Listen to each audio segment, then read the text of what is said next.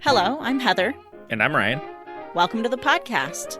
It's game night, it's sibling rivalry, it's a walk down memory lane, but most importantly, it's politics free. Guaranteed. Welcome to round 5 of Your Worst Nightmare. Here's how it works. We have a set of cards. On each one is written a nightmare.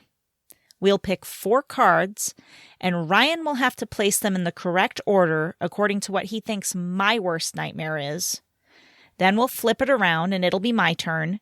Whoever scores the most points wins the ever-coveted Gloating Rights Trophy.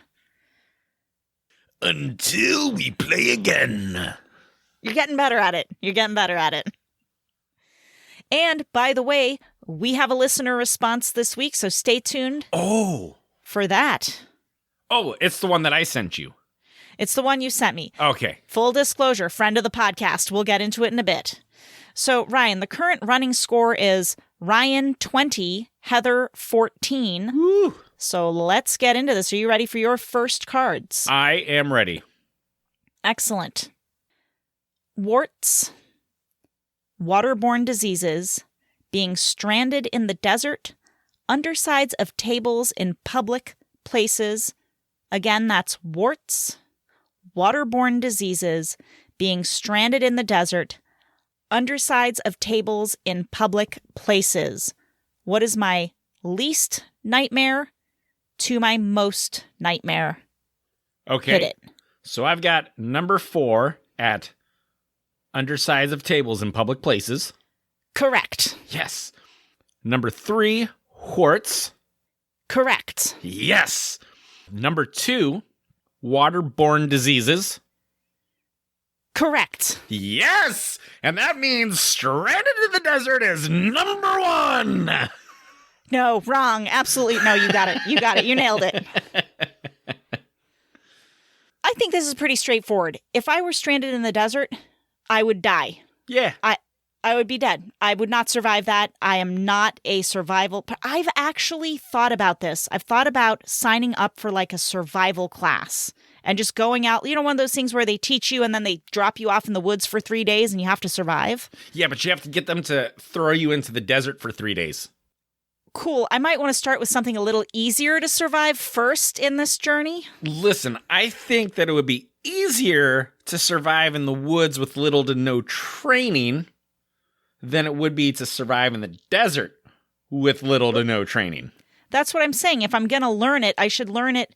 I should start with an environment that's easier and then work my way to a harder environment.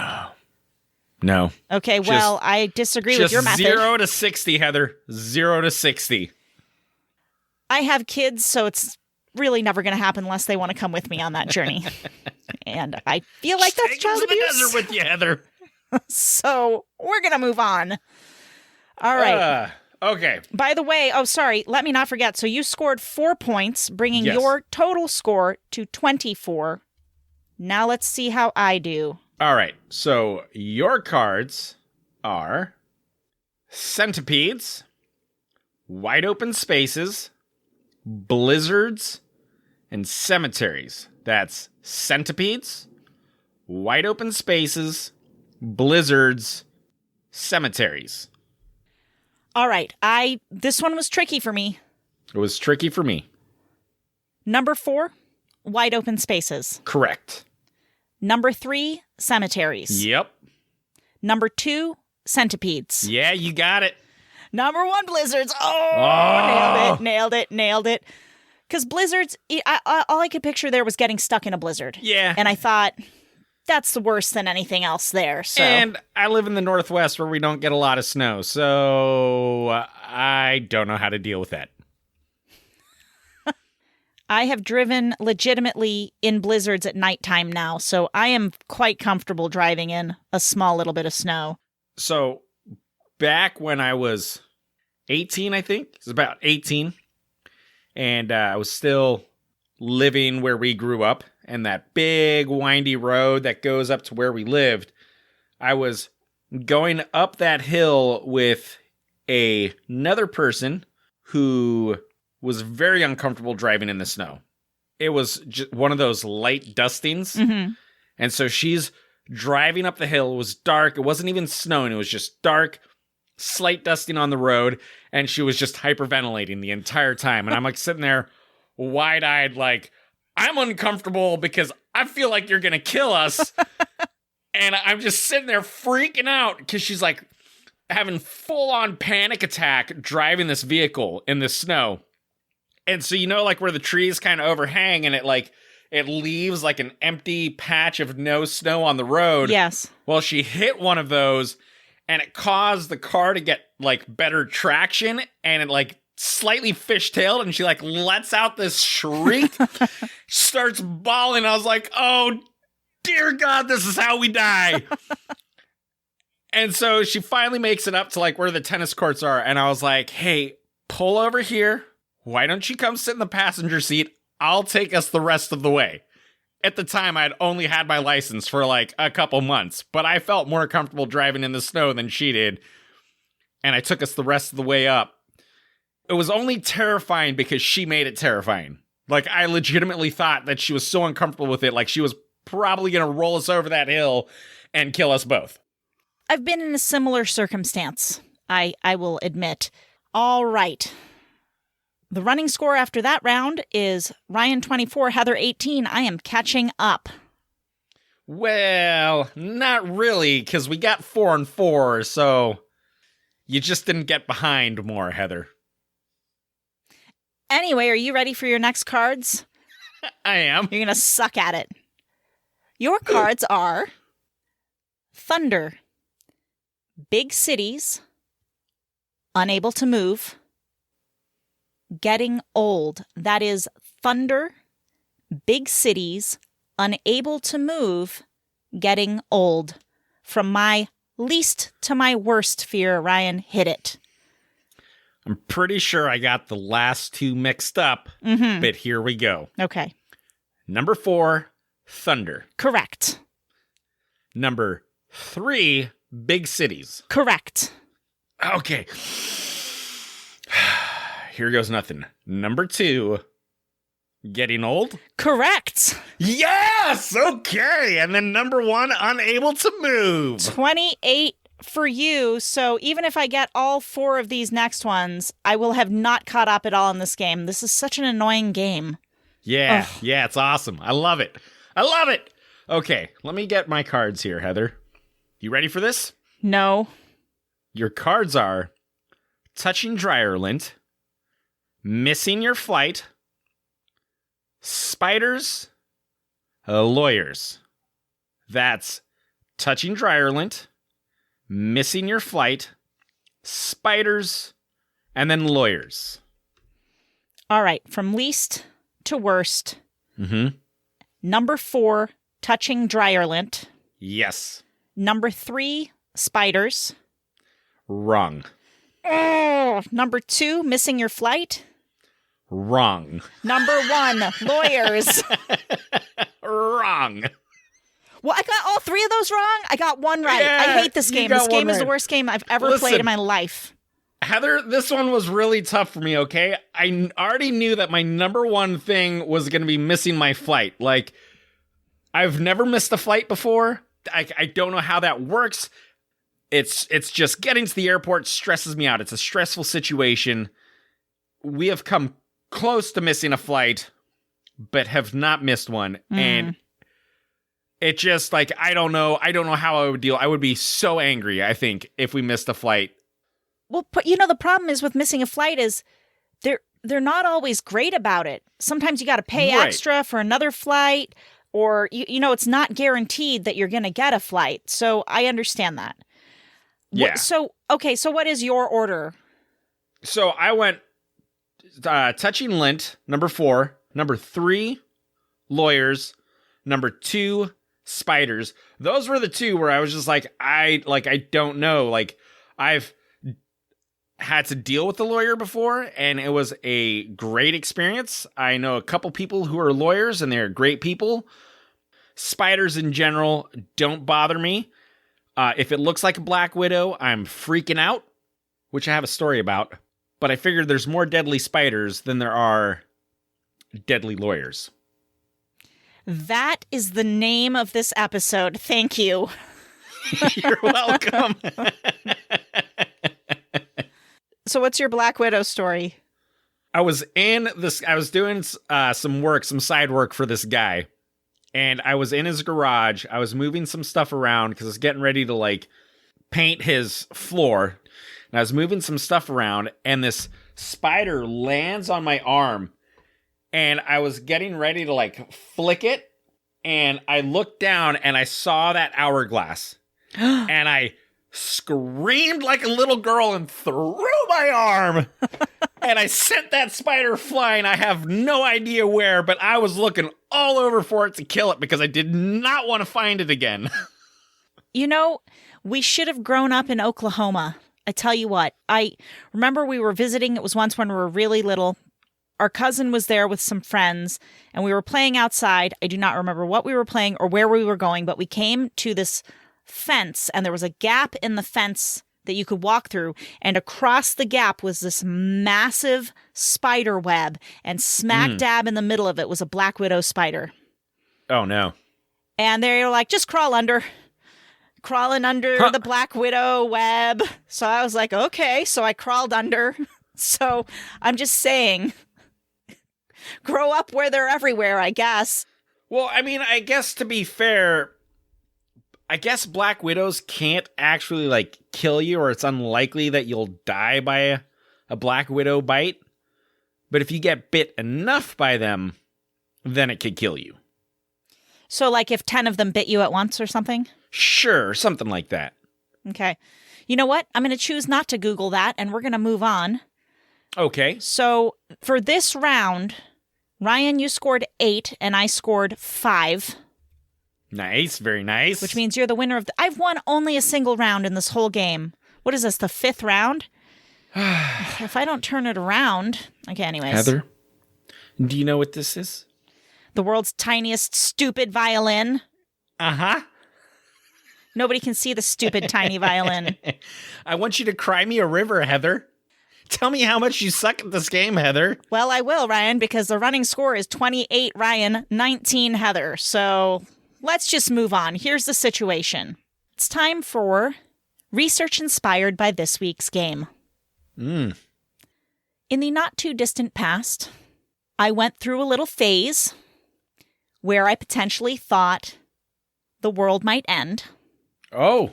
I wanted to be prepared. Mm-hmm. So I bought this book, the 3rd edition SAS Survival Handbook, The Ultimate Guide to Surviving Anywhere by John Lofty Wiseman. Have you read the section on deserts by any chance? Well, that's what we're going to get into. Surviving the desert research. Oh, okay. All right. So there's actually a whole ton to it, but I figured I'd pick the most important 2 things to know. And one of those is preparedness.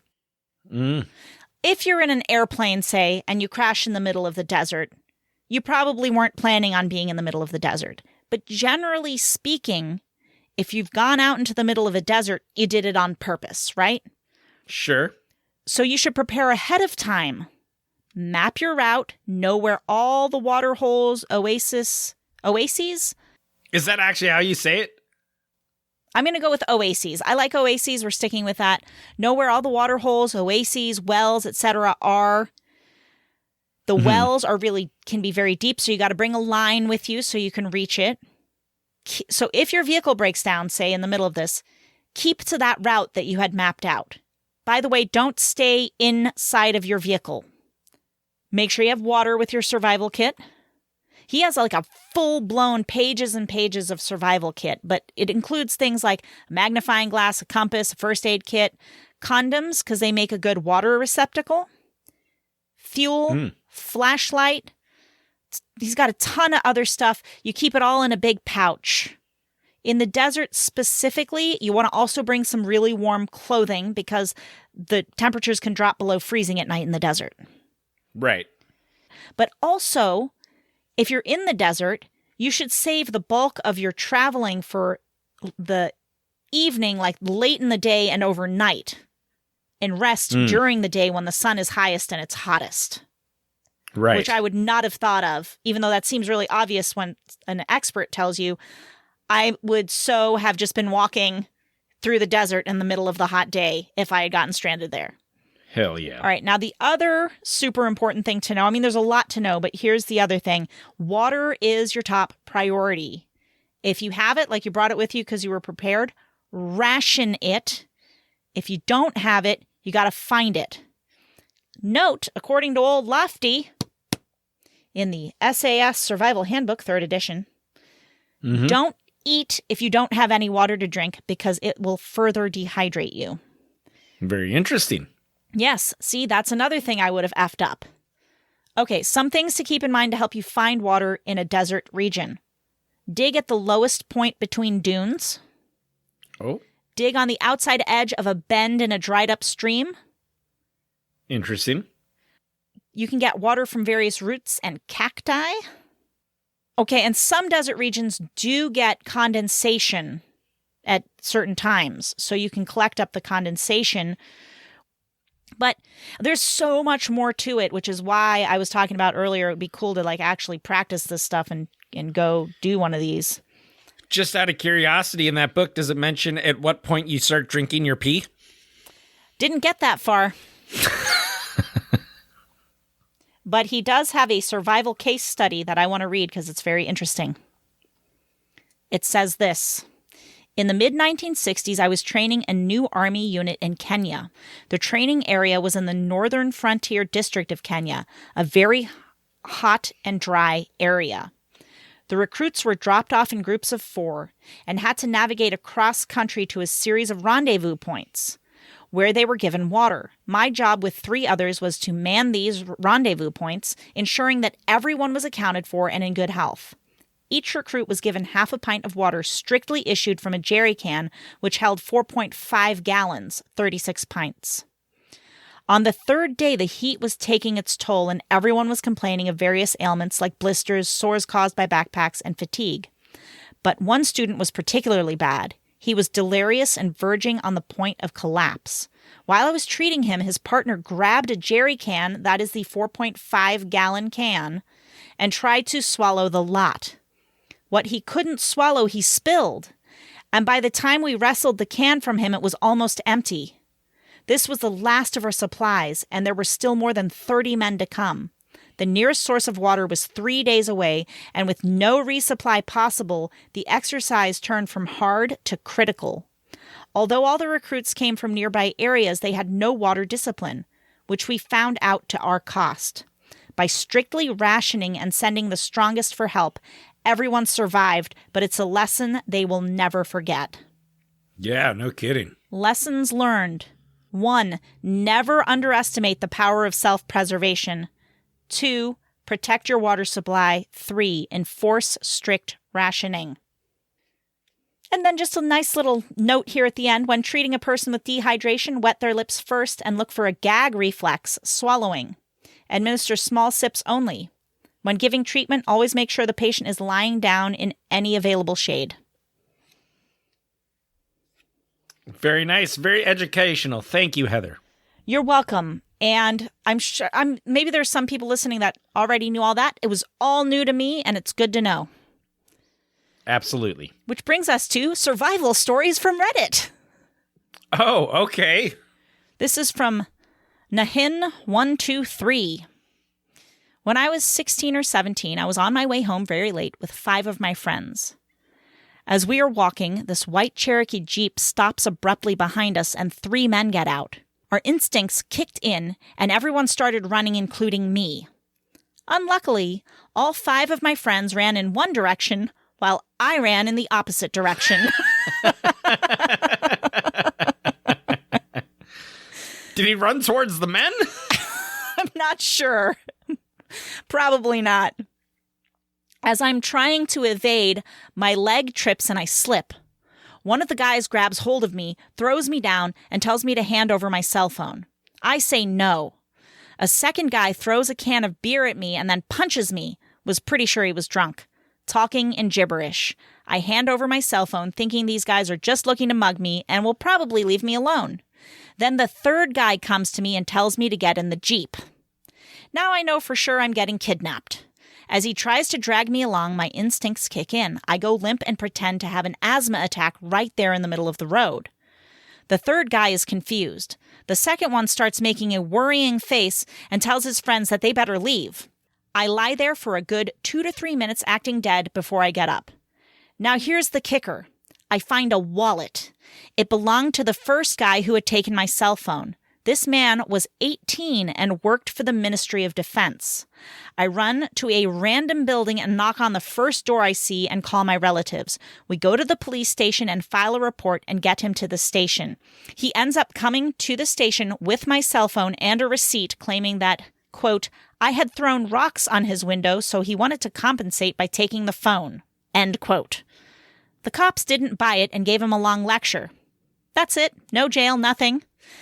I did get a paper containing his identity, etc., assuring that if anything happened again, he was going to jail. It was wrong from my part that I didn't mention that these guys tried to kidnap me as well. I don't know why you left that out, bud. But I never went out late at night for the next 2 years after the incident. Yeah. But that's some clever thinking in the moment there. Jeez. Yeah, just be like, oh, I'm dying. And then they're like, oh, he's dying. Leave.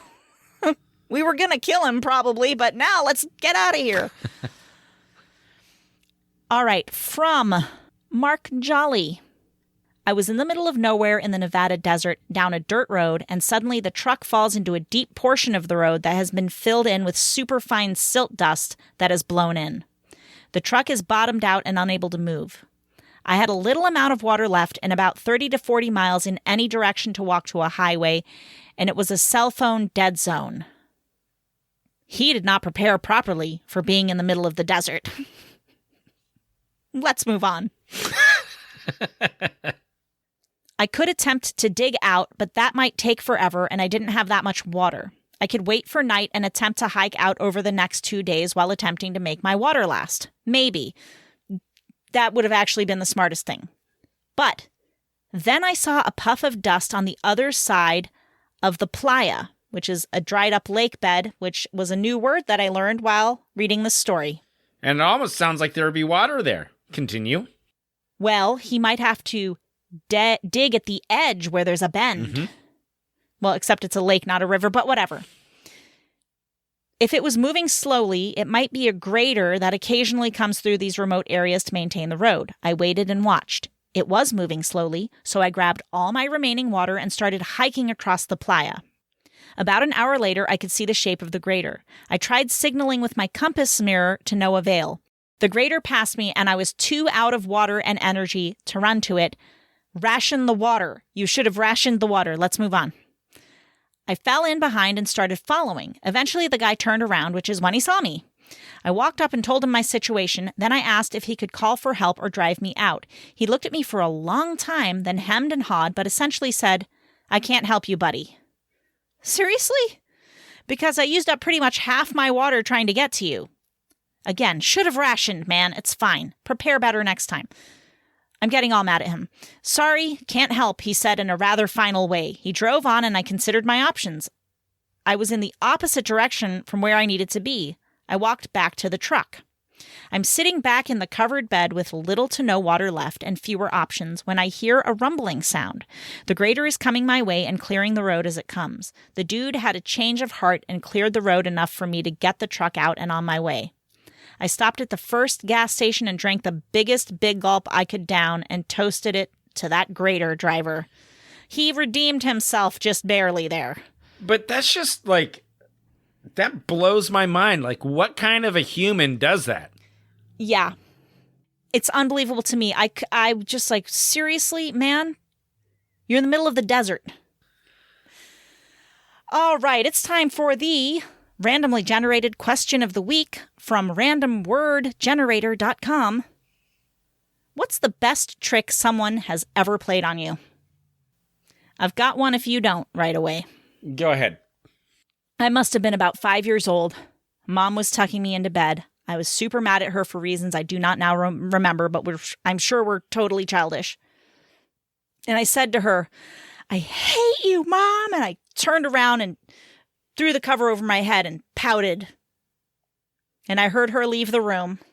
And I just sat there pouting all mad for stupid reasons for about a minute. And then all of a sudden I was consumed by guilt for being so mean to my mom. So I was like, I'm going to go apologize. So I throw the covers off. I put my foot down on the floor to get out of bed. And this hand shoots out from under the bed and grabs my ankle.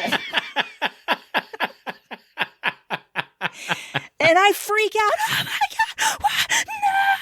No. And I'm backing away like in a horror movie on my butt, scrambling. And there's Mom under the bed, mischievously grinning at me and laughing at me. Classic mom prank. I'm convinced I'm the favorite child. Oh, because she didn't hide under your bed and terrorize you? Oh. Well, that's not true. Dad did decide the one time, I'm sure we've talked about it before, but to start the vehicle up because I was taking forever to get out of the house because he knew it was going to make me come running out in a panic thinking that the whole family was abandoning me. Right, yeah, that old trick.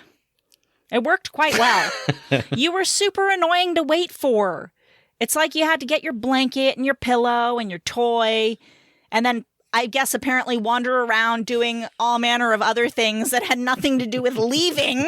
And we'd all just be sitting in the car patiently or impatiently waiting. And then I just love it because Dad would look at Mom and then he'd look at me and we'd just nod and he'd start the car like family agreement. And you'd come screeching out of the house. Don't leave me! You know, I have to say that this is probably where a lot of my issues stem from as a child. No. Causing all kinds of issues and trauma in my life. See, I would never do that to my children. I would not intentionally make them feel like I was getting ready to abandon them. No, if my kids are taking forever to get ready, you know what I do? What would you do? I come inside and I just start yelling at them. Is that more or less effective than just pretending to leave without them? No, I don't yell at them. But no, I'll come inside and I'll start just nagging them basically to get them to hurry. Makes sense. It's better than making them feel like I'm about to abandon them. Although I wonder if my children would think I was trying to abandon them. What if you actually drove off just out of sight for a short time? Would they be like, I guess we're not going and just sit down and watch TV or something? Probably. They probably like, saves me a trip. Kids. You know what, bro? It was the 80s. What can I say? Yes. So one has come to mind while we're talking about cars, the best prank that has been played on me. So at this company I used to work at, they had this little annex building off to the side. It was the safety building. And I had to go there after work because we would earn safety bucks for working safely and various reasons. You would earn these bucks and you'd go spend it in their little safety store.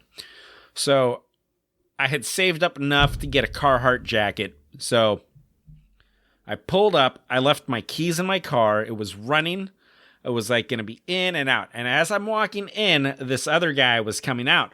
We say our hellos, and I go inside and I go buy my Carhartt jacket. And I come out, and it's literally been less than 2 minutes. And I come out, and my car, which was the only car out front other than his car, was gone. And so was his car. And I'm just standing there looking at this empty parking lot and my car is nowhere in sight. And so I'm like, fuck, my car just got stolen. So what do? Well, I get on the phone and I call 911 to report my car stolen. So I'm on 911, on the phone with 911, letting them know that my car just got stolen, what happened, blah, blah, blah. And then I get this little ding on my phone. And I look at my phone, and it's a text message from the guy. He says, hey, just so you know, if you haven't found your car, it's around the corner. And I was like, never mind. I'm being pranked. I know where my car is now.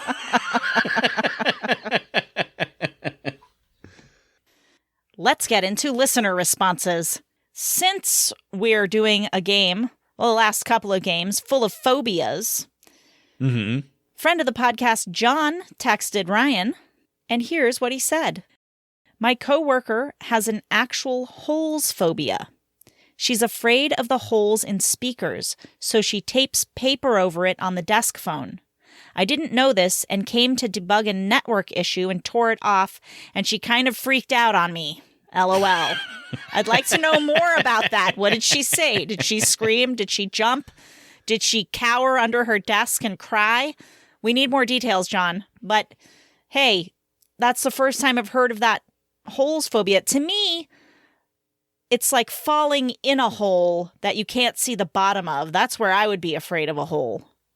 Right. Or if some strange animal head that was reptilian popped out of the hole and popped back in, that hole is not good with me anymore. Bad hole. Well, I think that's all we've got for this week. Remember, send us your stories that are inspired by the games we play. We want to hear them.